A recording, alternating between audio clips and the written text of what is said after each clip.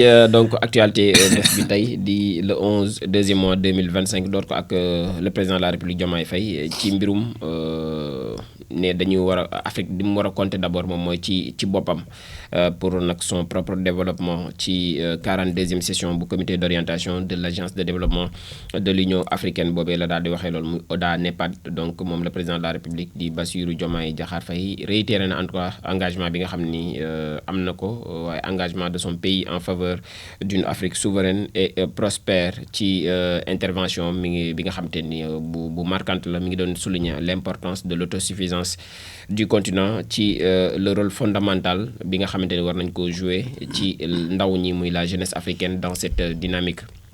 Moom le président de la République insisté waat bu baax a baax ci la nécessité aussi ñu daal di adapter offre de formation boo xamante ni ak ay mutations technologiques yu yeesi la moom dafa insister toujours ci intelligence artificielle ak ci technologie actuelle yi ci discours am yu mujj yëpp daanaka dañ ko ci dégg. Donc ñëwaat na ci bu baax a baax ci conférence boobu de notamment ci la digitalisation ak l'intelligence artificielle bi nga xam moom laa doon wax léegi. Selon lui, avenir bu Afrique en tout cas mi ngi reposer sur une jeunesse bien formée capable de répondre aux défis contemporains et de contribuer activement au développement économique et social du continent di ay kàddu yi président de la République Bassirou Diomaye Diakhar Faye. Hydrocarbures ak Grand Tortue Ahmeyim bi nga xamante ni mi ngi produire ses premières cargaisons donc de gaz selon Cosmos Energy muy la société américaine Cosmos Energy bi nga xam ñoom ñoo annoncé démb ci altine gi première production bu gaz naturel liquéfié bi nga xamante ni moom moo tukkee ci gisement Grand Tortue Ahmeyim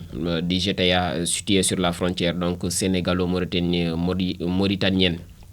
Cosmos Energy dafa daal di affirmer encore une fois que c'est la première production de GNL muy gaz naturel liquéfié boobu nga xam ni dañ ko réaliser dans le cadre de ce projet mu nekk ab annonce boo xam dafay confirmer l'entrée de plein pied du Sénégal parmi les pays producteurs de pétrole et de gaz. Le gouvernement mauritanien daal dinay ak bu sénégalais bi ñoom ñoo bokk loolu le en tout cas joxewaat nañ bu baax a baax seen engagement ak seen ay loxo daal di annoncer le 31 décembre dernier que gaz bi dañ ko commencer en tout cas à daal di koy couler des puits vers le navire flottant de production de stockage et de déchargement muy bi nga xam dañ ko implanté ci digg géej gi à la frontière des deux pays. Semaine nationale aussi de l'école de base ñu ngi ciy jëmaat ak la 24e édition axée sur la consolidation des valeurs civiques foofee la ñu wéer 24e édition bi mooy ndëgër laay gi nga xamante ne war nañ ko mën a am ci suñuy taxawaay par rapport ak suñu dëkk les valeurs civiques. La 24e donc semaine nationale de l'école de base ñu daal di koy lancer ni ki démb ci altine gi à l'école de formation des instituteurs di EFI bu Rufisque autour du thème de portée capitale, à savoir la consolidation donc des valeurs civiques, l'école et les forces de défense et de sécurité au service de la nation. Mu nekk nag cérémonie boo xam le ministre de l'éducation nationale daal na koy teewee muy Moustapha Mamba Guirassy moom moo ko daal di présider donc présider lancement de la manifestation aux côtés de son homologue des forces armées di Biram Diop. Donc mu nekk semaine boobule il est donc impératif ci kàddu yooyu la nga xamante ni yëkkati nañ ko ca ville de Rufisque moom le ministre de l'éducation ni lu impératif la en tout cas ñu renforcer ay bases tout en intégrant aussi dans ces pratiques pédagogiques une éducation axée sur les valeurs civiques, le respect des lois ak le patriotisme et le devoir donc envers la communauté di ay déclaration yoo xam ni devant les acteurs de l'école la ko daal di yëkkati les autorités civiques et militaires ak les maires des 4 communes d'arrondissement de la ville de Rufisque. Tahirou Sarr convoqué nañ ko à la DIC dina wuy ji ni ki Alhamis Seydou Sarr plus connu sous le nom de Tahirou Sarr donc moom convoqué nañ ko à la division des investigations criminelles jeudi 13 février pour audition dañ ko war a daal di déglu d'après les informations bi nga xamante ni seen web ñu ñoo ko daal di génne. L'homme d'affaires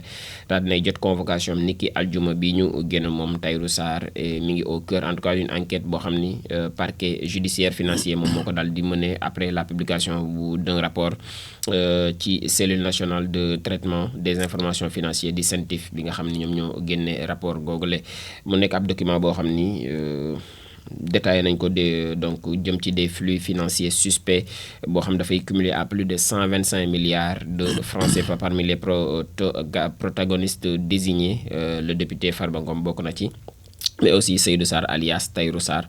muy mbirum 125 milliards yooyu tukkee ci donc rapport bu CENTIF bi la l'IGE bi nga xam ne aussi ñu ngi fouiller la gestion bu Lat Diop ca LONASE ginnaaw bi ko benn privé porté plainte ci wàllum corruption. Le corrupteur ba léegi mu ngi ci nature bi, kenn gisu ko ba léegi. kii di Lat Diop mu ngi woy di desandi ci kaso gi. beneen dossier fekk ko ci muy dossier bu LONASE boobule. Donc 5 mois après son inculpation pour une affaire présumée donc de deniers publics, d'extorsion et de blanchiment de capitaux, moom inspection générale d'État di IGE daal nay fouiller la gestion, maanaam saytuwaat na gestion bu naka la Lat Diop yore woon kër gi di LONASE. Selon les informations bi nga xam Seneweb génne nañ ko, l'organe de contrôle en tout cas daal nay envoyé waat une mission d'audit boo xam ni ay vérificateurs ñoom ñoo ko daal di composé. Pierre A Touré, B Diakhaté ak des experts en comptabilité ak les auditions aussi yi nga xamante ni daal nay door ni ki tey ji. Jusqu'ici, l'ancien ministre des Sports di Lat Diop est en prison depuis septembre 2024 ci ab dénonciation bu Mohamed Dieng, moom administrateur de XBET la au Sénégal. moom Mohamed Dieng moom moo ko daal di yoole woon nekkat kii dañ ko corrompre. booba léegi nag ce dernier déclare avoir remis donc des pots de vin ba noppi daal di inculpé lors de son passage à la LONASE ki nga xamante ni moom moo di Lat Diop. Il a estimé le montant à 8 milliards de francs CFA bi nga xam ne moom la ñu tuumaal kii di Lat Diop. Ces accusations donc ont été contestées par Lat lui-même. Depuis l'enquête préliminaire à la division des investigations criminelles. N'empêche, il a été placé sous mandat de dépôt par le juge d'instruction du pôle financier. Pôle judiciaire financier justice ak ba léegi Pape Sané mi nga xam ne libéré nañ ko après son audition ginnaaw bi ñu ko dégloo moom Pape Sané chroniqueur bu donc Walf TV. biñ ko dégloo ba pare daan nañ koy biñ ko auditionné ba pare daan nañ koy libéré. Moom mi ngi affirmé daal ni détenu am na ay preuves ci accusation yi nga xam ne yëkkati nañ ko moom ginnaaw bi ñu ko convoqué à la division aussi des investigations criminelles moom le journaliste Pape Sané. Donc libéré après son audition. Il a aussitôt réagi, affirmant avoir fourni les preuves de ces allégations. Le chroniqueur a été interrogé sur ces déclarations bi nga xam moom moo doon concerner l'implication présumée d'un ministre de la République dans un scandale financier de plusieurs milliards. moom dafa tuumaloon benn ci ministre yi nga xam ne actuellement ñoom ñoo fi nekk ci ab scandale financier boo xam ni mi ngi toll ci ay milliards yu bëree bëri. mi ngi affirmé daal ne jox na document yi koy confirmer kàddoom yooyu. ñi ko doon déglu. On m'a demandé si j'avais les moyens de prouver mes déclarations. J'ai effectivement versé un dossier des éléments qui prouvent que ce que j'ai dit ne vient pas de nulle part. noonu la ko daal di waxee ni daal bi ñu ko laajee ni ko ndax mën ngaa prouver li nga wax ndax mën ngaa dëggal li nga wax. jox na leen ay dossiers yuy wane ni li mu wax jëlewu ko fenn rek ci mbalit ma rek ñëw teg ko maanaam jëlee na ko ci ay dossiers yu leer te jébal na leen dossiers yooyu moom Pape Sané. Donc également indiqué qu'on lui avait demandé de révéler ses sources, ce qu'il a refusé. am na ci plein droit, donc un journaliste n'est pas forcé à donner ses sources. joxewul ay sources am, son devoir de protection de sources journalistiques moom moo ko koy may. Donc il s'est limité à sa déclaration initiale. Les documents que j'ai fournis ne souffrent d'aucun donc doute. Il revient aux autorités de décider de l'usage qu'elles en feront, selon donc le journaliste Pape Sané bu Walf TV. Donc le journal a été assisté par un pool d'avocats. Maître Moussa Sarr bokkoon na ci ñi ko doon layool mu nekkaat coowal milliard encore une fois ci réew mi. En gros lii moo nekkoon li tënk tey actualité bu 11 février bi la